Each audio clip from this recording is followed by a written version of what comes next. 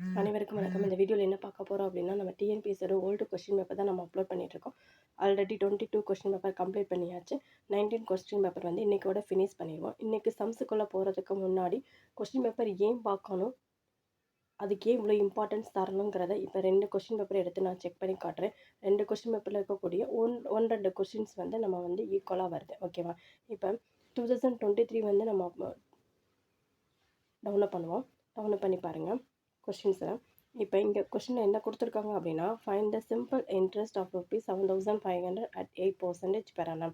இங்கே கொடுத்துருக்க கொஸ்டின் பேப்பரும், அதாவது 106 இந்த கொஸ்டினும், அதே மாதிரி இங்கே இருக்க கொஸ்டின் ஒன்று எல்சிஎஃப்ல ஒரு சம்மு, அதே மாதிரி இங்கே பாருங்கள் ரீனா மற்றும் மொத்தம் வந்து கண்டினியூஸாக 3 சம் வந்து தொடர்ந்து கேட்டிருக்காங்க. சரியா? இங்கே பாருங்கள் 106, 107, 108. இது வந்து எந்த இயர்? 23 கொஸ்டின் பேப்பர் நான் டவுன்லோட் பண்ணியிருக்கேன். ஓகேவா? அடுத்து பாருங்களேன். இது 19 question paper. 19 question paper download பண்ணி பாருங்களேன். அதுலேயும் அதே கொஸ்டின் வந்து நம்மளுக்கு ரிப்பீட் ஆகும். இங்கே பாருங்கள் கொஸ்டின் நம்பர் செக் பண்ணுங்கள். அங்கே வந்து 106 ஆச்சு. இங்கே பாருங்கள் அதே சம்ஸ் வந்து வருதா? கவனிங்க. இந்த இருக்க பாருங்கள் 7,500 145 சம்ஸு. நெக்ஸ்ட்டு வந்து இங்கே பாருங்கள் கீழே இந்த சம்ஸ் அப்படின்னா எல்சிஎம்ல அங்கே கேட்டிருந்தாங்கல்ல எல்சிஎம் சம்மு, அதே மாதிரி இங்கேயே கேட்டிருக்காங்க பாருங்கள். சம் நம்பர் என்ன அப்படின்னா 193. இந்த சம் ஒன்று கேட்டிருக்காங்களா? நெக்ஸ்ட்டு பாருங்கள், இந்த கேட்டிருக்காங்க பாருங்கள் 19th 190ல் ஒரு சம். அப்போ 3 சம்மு வந்து அப்படியே 23 கொஸ்டினில் ரிப்பீட் ஆகுது. இதுக்கு தான் பழைய கொஸ்டின் பேப்பர் வந்து நம்ம அப்போ பார்க்கணும், செக் பண்ணி பார்க்கணும். பழைய கொஸ்டின் பேப்பருக்கு இம்பார்ட்டன்ஸ் கொடுக்க நம்ம வந்து எக்ஸாம் ஹாலில் வந்து டக்குன்னு ஆன்சர் போட முடியும்.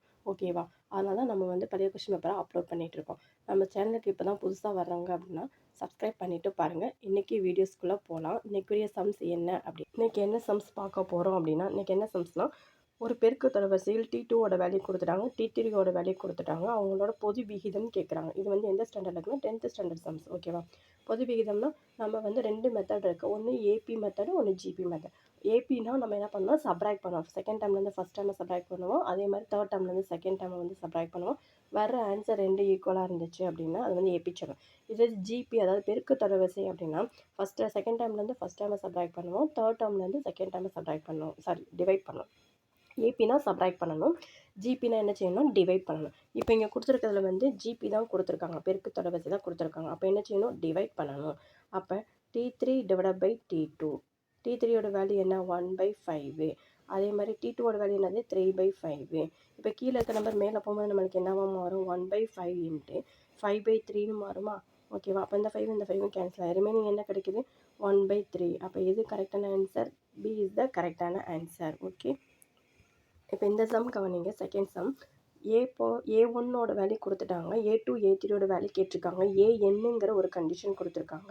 அது நம்ம எண் வந்து எப்படி இருக்கா, நேச்சுரல் நம்பர்னால் நம்மளுக்கு என்னது, எண் 1லேருந்து ஆரம்பிக்கக்கூடிய நம்பர்ஸ் எல்லாம் நேச்சுரல் நம்பர்ஸ் சொல்லுவோம். இப்போ அவங்க கேட்டிருக்கிறது என்னது, A2 A3 தான் கேட்டிருக்காங்க. அப்போ எண்ணுக்கு பதிலாக 2 அப்ளை பண்ணி 3 அப்ளை பண்ணி போட்டோன்னா நம்மளுக்கு ஆன்சர் கிடச்சிடும். போடலாமா? அப்போ ஃபஸ்ட்டு வந்து எண் இருக்க இடத்துல 2 அப்ளை பண்ணுங்கள். A2 is equal to A2 minus 1 divided by 2 plus 2. ஓகேவா? அப்போ 2னா A2லேருந்து 1 சப்ராக்ட் பண்ண 1 கிடைக்குமா, டிவைட் பை 4ன்னு கிடைக்குமா? அப்போ A1ஓட வேல்யூ அவங்க என்ன கொடுத்துருக்காங்க, -1 கொடுத்துட்டாங்க. அப்போ -1/4. இது வந்து A2ஓட வேல்யூ. சரியா? நெக்ஸ்ட் வந்து என்ன கண்டுபிடிக்க சொல்லியிருக்காங்க, A3 கண்டுபிடிக்கணும். அப்போ எண்ணுக்கு பதிலாக 3ன்னு அப்ளை பண்ணுங்கள். A3 is equal to A3 minus 1 divided by 3 plus 2ன்னு வரும். ஓகேவா? அப்போ A3லேருந்து 1 சப்ராக்ட் பண்ண என்ன கிடைக்கும், A2ன்னு வரும்.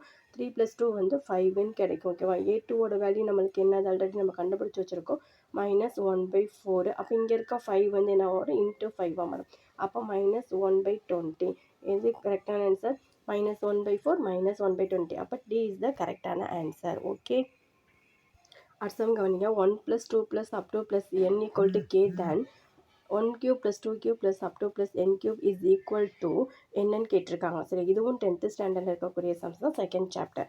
சரி, 1லேருந்து n வரைக்கும் இருந்துச்சு அப்படின்னா என்ன ஃபார்முலா அப்படின்னா n × n + 1/2ன்னு போடுவோம்.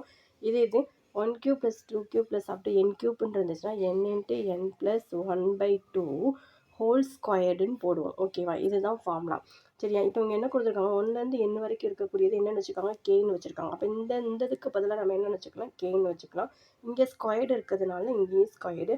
அப்போ ஆன்சர் என்ன வருது, கே ஸ்கொயர்டு. ஓகேவா? அப்போ எது கரெக்டான ஆன்சர்? ஏ இஸ் த கரெக்டான ஆன்சர். ஓகே. அடுத்த சம் கவனிங்க. இதுவும் 10th சம் தான். ஜிபியில் கேட்டிருக்காங்க பெருக்குத்தொடர். அப்போ 10th ஏற்கனவே 4 சம்ஸ் வந்து நமக்கு வந்துருச்சு.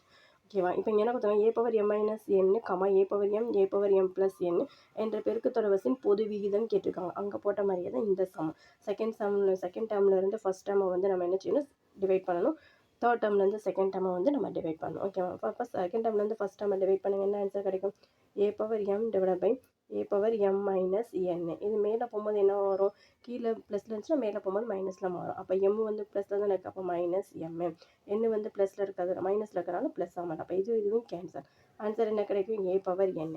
அதே மாதிரி தேர்ட் டேர்ம்லேருந்து சப்ராக்ட் பண்ணி டிவைட் பண்ணுங்கள். தேர்ட் டேர்ம் என்னது நம்மளுக்கு, A power M plus N divide by A power M. ஓகேவா? இது மேலே போகும்போது என்ன வரும், ஏ பவர் எம் ப்ளஸ் என்னு. இங்கே இருக்க எம் வந்து மேலே போகும்போது மைனஸ் எம்னு மாறும். அப்போ இதுவும் கேன்சல். ரிமைனிங் என்ன இருக்குது, ஏ பவர் என்.